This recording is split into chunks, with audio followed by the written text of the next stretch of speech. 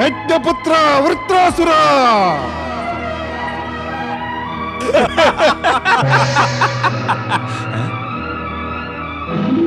ప్రణామం యజ్ఞపిత. ఆజ్ఞాపించండి. ఏ ఉద్దేశంతో నన్ను పిలిపించారు? వృత్రాసురా, నాకు యజ్ఞపుత్రుడవై కూడా మన శత్రువైన ఇంద్రునితో స్నేహం చేయటానికి నీకేమి సిగ్గు కలగటం లేదా? నీ యజ్ఞపితనైన నన్ను అవమానం పాలు చేయాలనే ఆలోచన నీకెలా వచ్చింది? స్నేహానికి సిగ్గెందుకు యజ్ఞపిత? ఇంద్రుడే పశ్చాత్తాపంతో నన్ను క్షమాపణ కోరాడు. ఇంద్రుడు తానే స్నేహహస్తాన్ని చాపినప్పుడు శత్రుత్వం పెట్టుకుంటే అర్థమేముంటుంది? వైరానికి అంతం రెండు విధాలుగా జరుగుతుంది.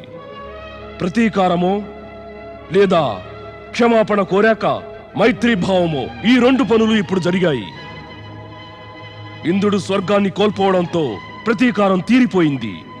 అతన్ని క్షమించడంతో మైత్రీభావం కూడా బలపడింది. వత్స, స్నేహభావంతో నీవైతే అతన్ని క్షమించావు సరే, కానీ అతన్ని క్షమించడానికి అర్హుడు కాడు. అలాంటి మోసగాళ్లు తమ దౌర్బల్యాన్ని కప్పిపుచ్చుకోవటానికై అవకాశవాదులైపోయి క్షమాపణ కోరుకుంటారు.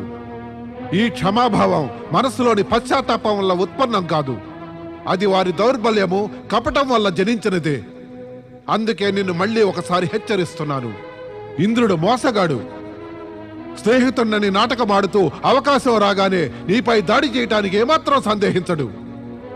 నీకు హితం కలగాలంటే నా ఆదేశానుసారంగా అతడి స్నేహాన్ని తృణీకరించు. అతన్ని వెంటనే స్వర్గం నుంచి వెళ్ళగొట్టే. లేదు యజ్ఞపిత, అతడు అలా చేయడు. ఇంద్రుడు నిజంగా మిత్రుడే. అతడి మనసులో కపటం ఉండి ఉంటే నాకు విరుద్ధంగా కుతంత్రం పన్ని స్వర్గాన్ని తిరిగి చేజిక్కించుకునేవాడే. కానీ అతడు అలా చేయలేదు. ఇప్పటిదాకా చేయకపోతే ఇక చేస్తాడు. లేదు యజ్ఞపిత, అతడు అలా ఎన్నడూ చేయడు. ఏమిటి? నీవతడి స్నేహాన్ని తెగతింపులు చేసుకోవా? లేదు యజ్ఞపిత, అతడి స్నేహం తృణీకరించడం నాకింకా సంభవం కాదు. నా మాట వినిపించుకోవచ్చా? లేదు యజ్ఞపిత. వత్సా, ఇంద్రుడితో స్నేహం నీకేమాత్రం లాభించదు సుమా. కష్టాల పాలవుతావు. మాతా శక్తి, ఇతడికి నేనెలా నచ్చ చెప్పగలను? దుష్ట ఇంద్రుని కపట వ్యూహం నుంచి ఎలా కాపాడగలను? నాకు మార్గాన్ని చూపించు మాత, నాకు మార్గం చూపించు.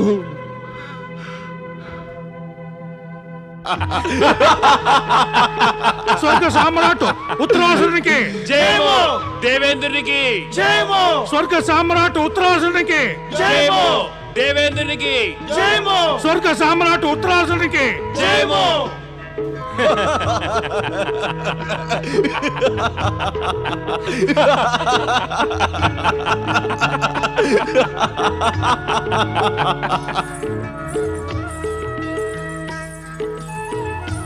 మేము స్వర్గ సామ్రాటు వృత్రాసురుని సమక్షంలో నృత్యం చేసి రంజింప చేయటానికి వచ్చాము. మొట్టమొదటగా నాకిది చెప్పండి. మా అనుంగు మిత్రుడు దేవేంద్రుడు ఎక్కడున్నాడు? అతడు లేకుంటే నాకేమీ రుచించడం లేదు. యజ్ఞపుత్ర, దేవేంద్రుడు ఒక సందేశం పంపించారు. ఆయన త్వరలోనే వస్తారట. సందేశం పంపించాడా? అతడే స్వయంగా వచ్చి నన్ను కలుసుకోలేకపోయాడా? నా స్నేహాన్ని మించిన రాజకార్యం ఏం వచ్చి పడిందని అతడు అలా వెళ్ళిపోవడానికి? చెప్పు. నాయనా పర్వత, ఏం సంగతి? ఎందుకు అలా ఉన్నావు? ఏం చెప్పమన్నారు గురుదేవా? నేడు నాకు నా ప్రియమిత్రుడైన నారదుడు జ్ఞాపకం రావడంతో విచారంగా ఉంది. మాటి మాటికి అతడు జ్ఞాపకం వస్తున్నాడు. మరి అలాంటప్పుడు వెళ్ళి అతడికై వెతకవచ్చు కదా? ఎక్కడని వెతకమంటారు? నారదుడేమో వైకుంఠం, బ్రహ్మలోకం, కైలాసం, ఆకాశం ఎక్కడెక్కడ తిరుగుతూ ఉంటాడో ఏమో. అదీ కాక నేను ప్రవేశించరాని స్థలాల్లో ఆయనను వెతకటానికి నేనెలా వెళ్ళగలను?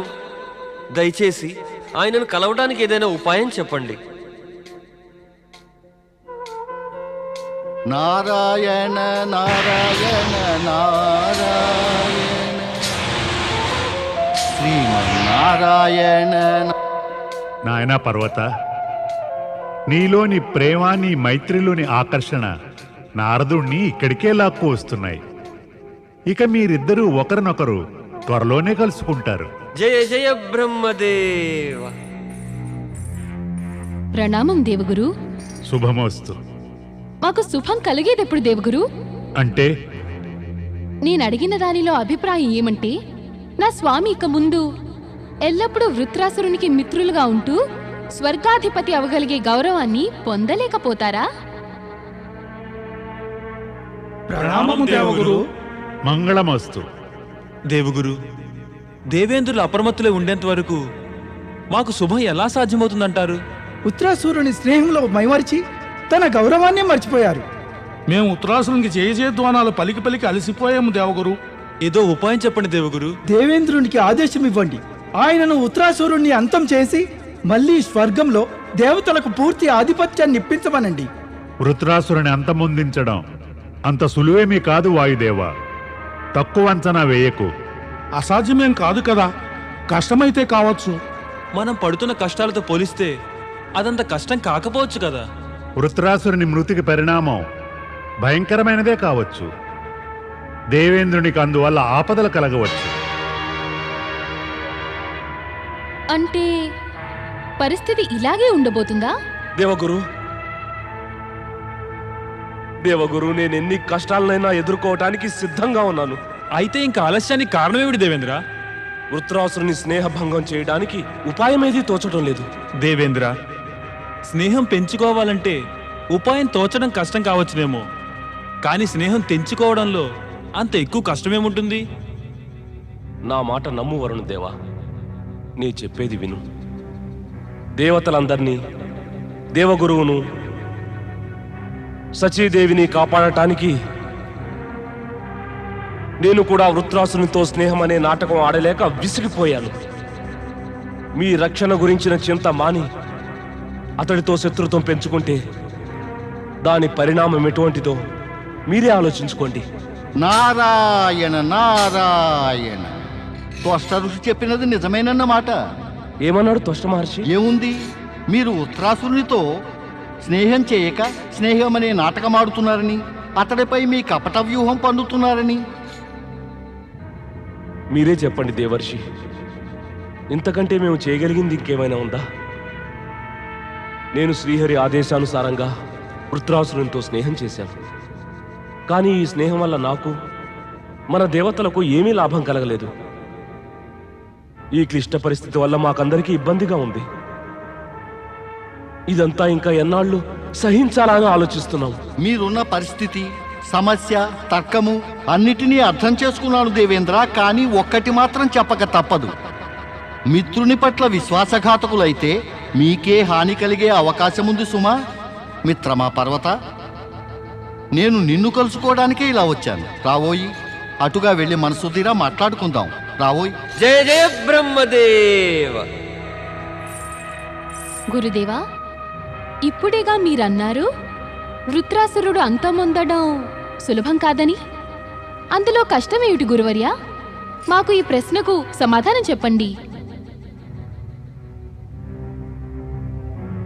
దేవి శచి, బ్రహ్మదేవుడు వృత్రాసునికి వరాన్ని ఇచ్చినప్పుడు అతడి మృత్యువు గురించి కూడా ఆలోచించే ఉంటారు. బ్రహ్మదేవులు దేవతల శ్రేయోభిలాషి. మీరాయనను అడగండి. ఏమడగాలి గురుదేవా? ఆయనను వృత్రాసుని అంతం గురించి అడగండి. ఇక మేము మీ ఆదేశాలను అనుసరించే నడుచుకోవాలి దేవగురు. ఇప్పుడా దేవేంద్ర? ఇంతకు ముందు నుంచి మా ఆదేశం పాటించు ఉంటే పరిస్థితులు ప్రతికూలం కాక అనుకూలమయ్యేవి. నేను ఒప్పుకుంటున్నాను దేవగురు, కానీ మీరు కూడా మా అభ్యర్థనను మన్నించాలి. ఏమిటది? మేమంతా తమతో బ్రహ్మదేవుని వద్దకు వస్తాము. అవును దేవుడు, మీరే మాకు నేతృత్వం వహించాలి. పదండి దేవేంద్ర. ప్రణామం పరమపిత.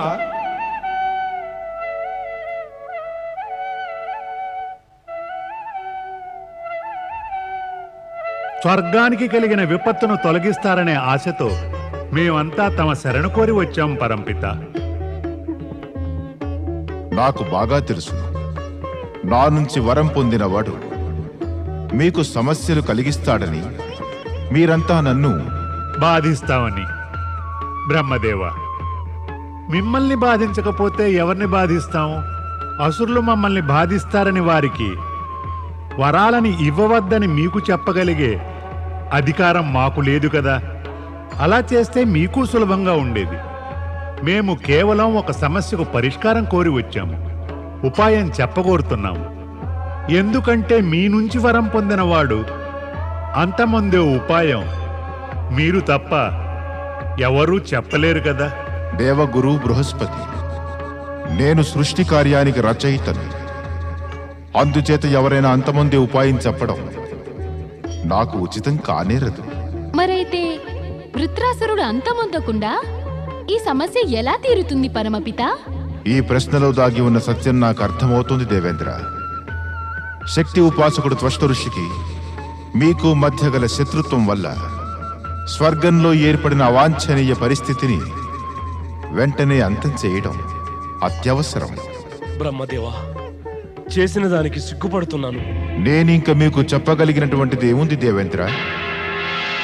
పాపాలు చేసి మీరు అనేక మార్లు సిగ్గు చెందారు.